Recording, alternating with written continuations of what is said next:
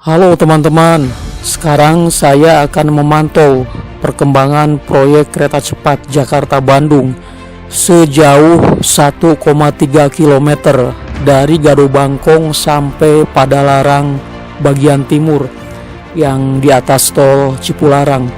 Di sana ada perpotongan antara jalur kereta cepat dan tol Cipularang. Jadi dari sini, dari Gado Bangkong, saya akan nerbangin drone sampai sana, sampai Padalarang sejauh 1,3 km.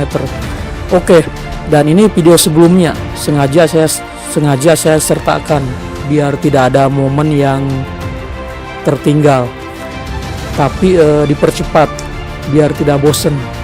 Karena permasalahan utama nonton video itu adalah kebosanan. Betul kan teman-teman? Oke, inilah pantauan saya dari Gado Bangkong sampai Padalarang Timur. Lanjut.